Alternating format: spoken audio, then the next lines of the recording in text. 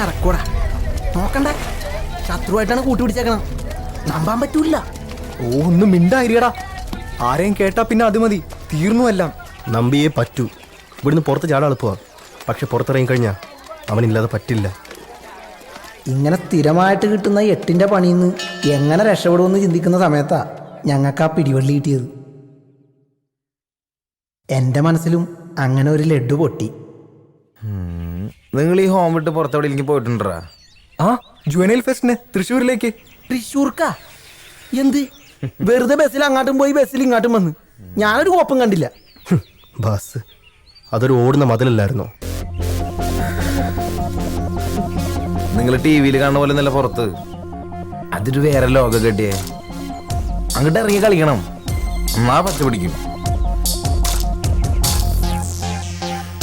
എന്തേ റെഡി അല്ലേ? 100 വട്ടം സമ്മതം അല്ലേ?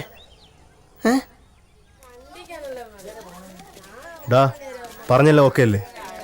നിങ്ങൾക്ക് എന്നെ വിശ്വാസമില്ലേ? എല്ലാം റെഡിയാണ്. മിണ്ടായിരിക്കും അവരും.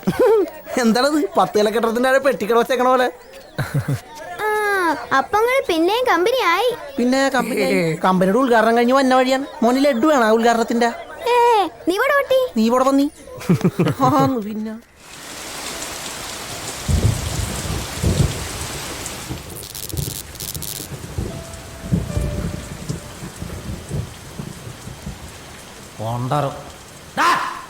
രാവിലെ തൊട്ട് വൈകുന്നേരം വരെ ഓരോ മണിക്കൂർ ഇടവിട്ട് കറണ്ട് കട്ടാ.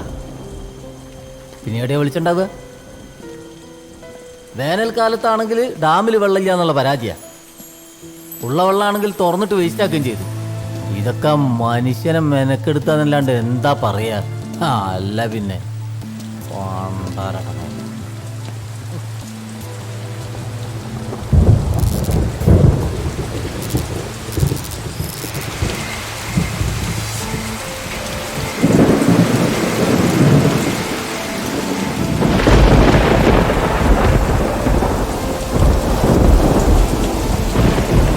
ഡാമിലെ വെള്ളം കൂടിയാലും കുറഞ്ഞാലും ഇവിടുത്തെ കറണ്ട് ഇങ്ങനെ തന്നെയാണ്. മിന്നാമിനിങ്ങനെ പോലെ ഓരോ അലക്കമ്മല കൂട്ടും. നാശം പോകാതിരുന്നാൽ മതിയായിരുന്നു.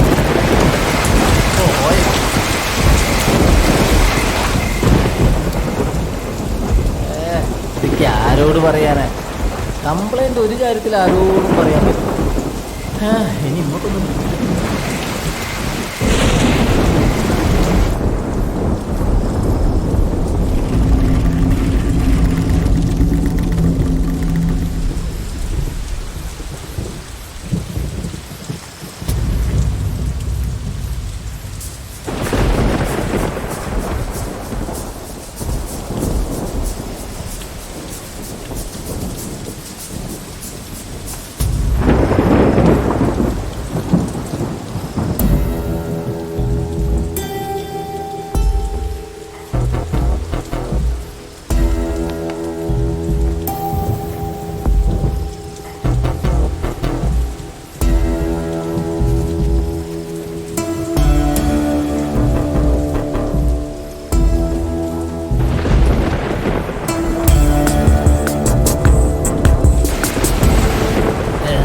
മിന്നലത് മടുത്ത്, ശരിക്കും മടുത്ത്.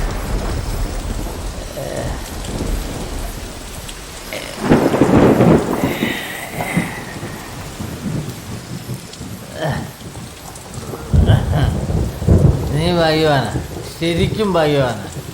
നിന്നെ സ്നേഹിക്കാനും സേവിക്കാനും വേണ്ടി ആളിവിടെ ക്യൂ നിൽക്കുക. എന്നെയോ?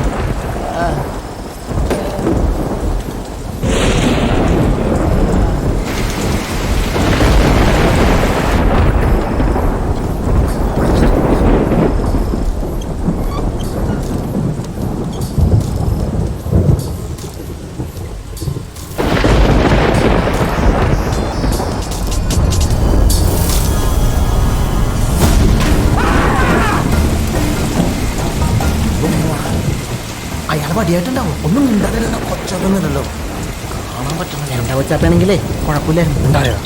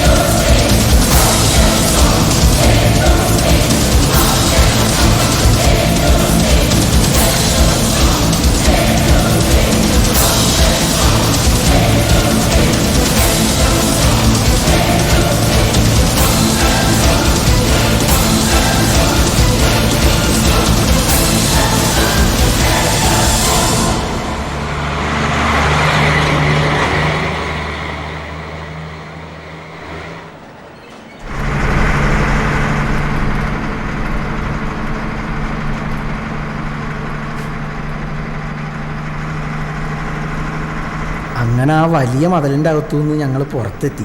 ഇനിയാണ് മച്ചു ശരിക്കുള്ള കളി.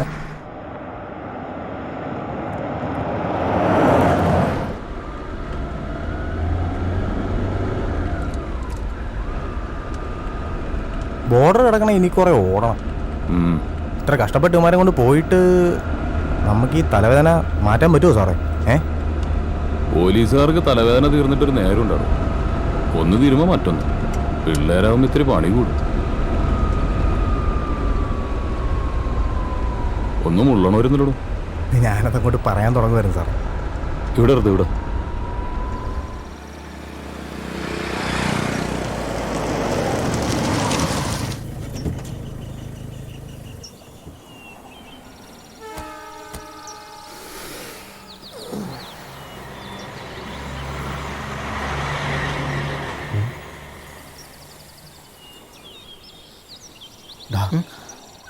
നോക്ക്.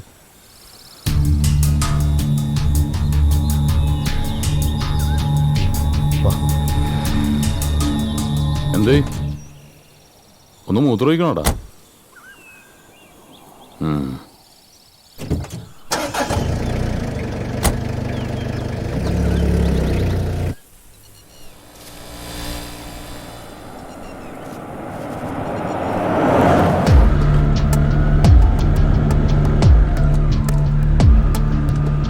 ഇവന്മാരുടെ ശിക്ഷ കുറെ കടുപ്പമായിരിക്കും അല്ലേ സാറേ? അതൊക്കെ കോടതിയുടെ കയ്യിലല്ലേ. 18 വയസ്സ് കഴിഞ്ഞെന്നറിഞ്ഞ ശിക്ഷ കുറച്ച് കടുപ്പ് വരും.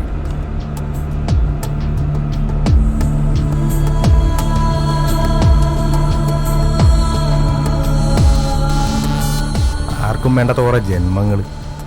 ഒരു കണക്കിന് നോക്കിയാൽ ഉമ്മാരൊക്കെ പാവങ്ങളല്ലേ സാറേ? പെട്ടുപോകുന്നതല്ലേ. കുറ്റവാളികളായിട്ട് ജനിക്കുന്നില്ലല്ലോ ആരും.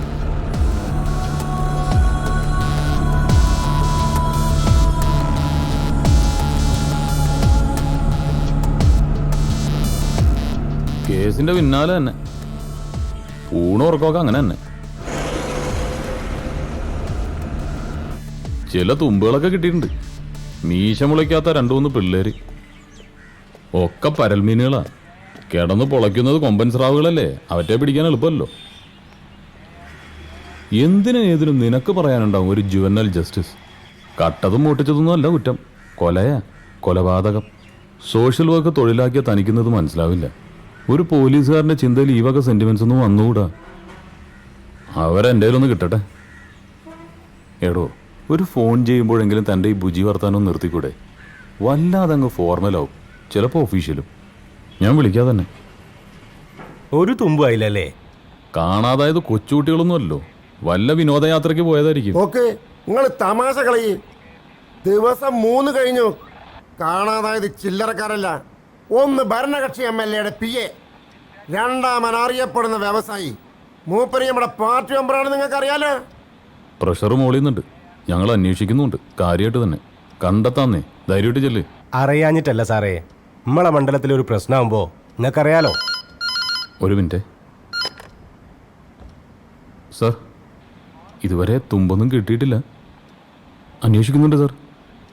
ഇല്ല സാർ, സൂചന ലഭിക്കുന്ന വിവരം ഒന്നും ലഭ്യമായിട്ടില്ല. Okay sir.